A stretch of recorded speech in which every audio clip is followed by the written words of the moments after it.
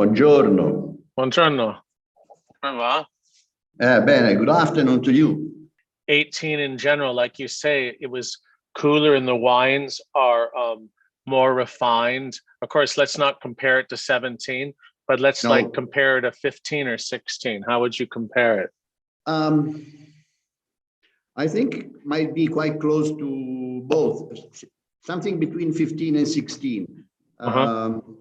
There is character, structure, and elegance. And then 18, 18 has been a challenging vintage for us as vintners because we have been working during COVID and we were not traveling. So we have been really focusing on this vintage.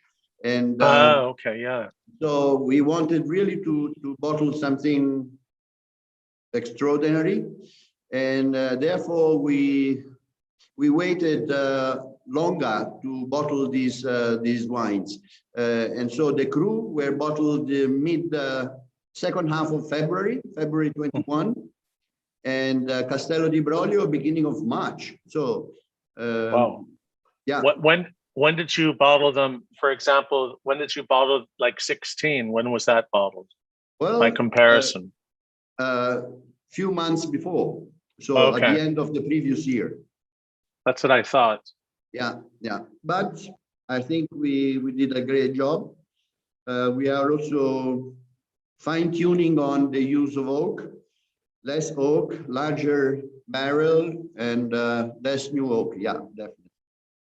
Was that the slightly longer aging, was that intentional or was that really logistics? Like it was problem getting your team into the winery because of the lockdowns in Italy? What was the reason? No, it was not logistic. Okay. At the end, when we find that the wine is ready, we take it out from the barrel, and now we bought also some new bigger cask. Botte. La botte per fare l'ultimo affinamento before the bottling. Great. Per fare l'amalgama, make the final. So are you saying that so the wines age some in barrique and then some in large botte, then large casks? This is something that will happen more in the future. Those larger casks are quite new, and so for the moment we are using some wine just to prepare the to prepare. Beautiful. Yeah, these are the one we bought. They are too new now for the Cru.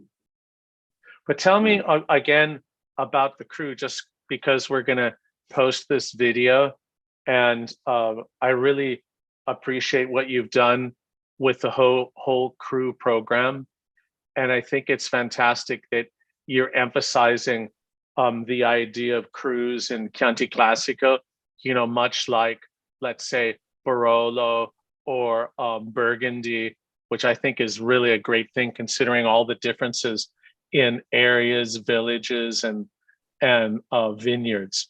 So tell me about it. We have to go back many years ago when we did the study of all the soils here in Broglio with a national institution. So it took 3 years just to study the different soils that are below our vineyard.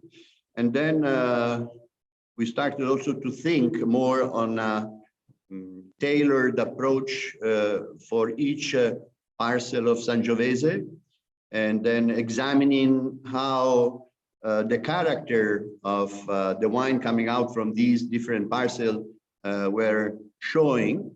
And little by little, we started to discover some, I would say, gem. And there are 19 different soils in Broglio, together with CREA, that this is the national institution.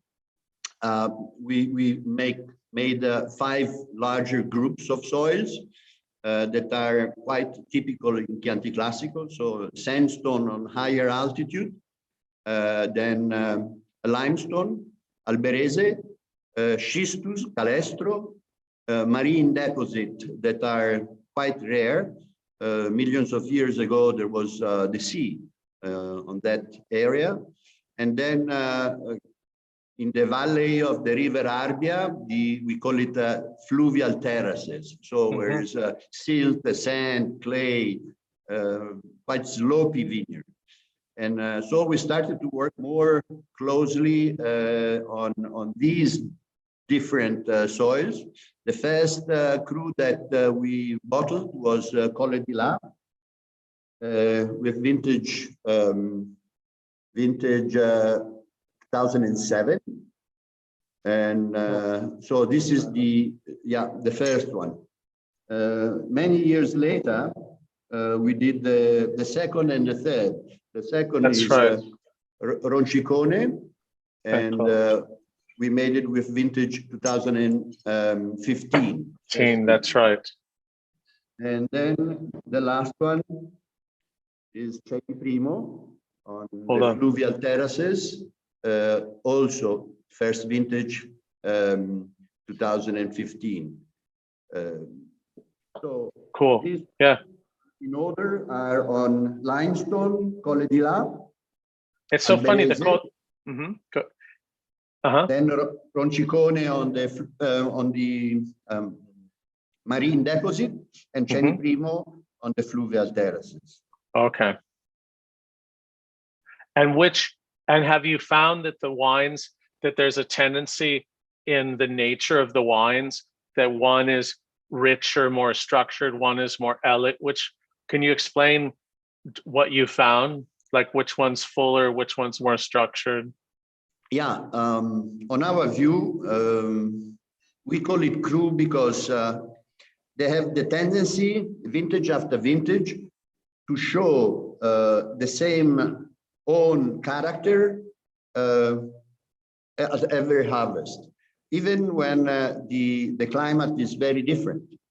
Let's compare, for example, 17 and 18 or 17 and 16. So Colle di La, it's great structure, volume, mature fruit, very balanced, long finished, a classic, I would call it. And then Roncicone, the one where there was the beach. There's a lot of pebbles and sand, and so lower altitude.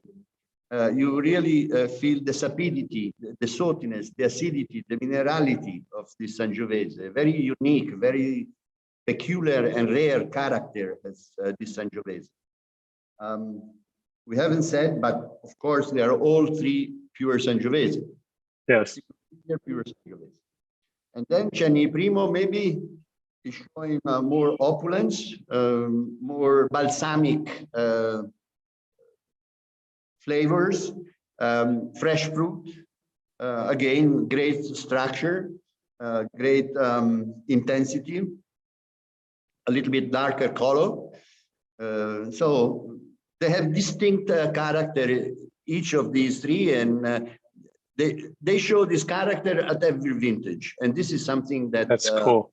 Yeah, it's cool and very interesting. It makes it important.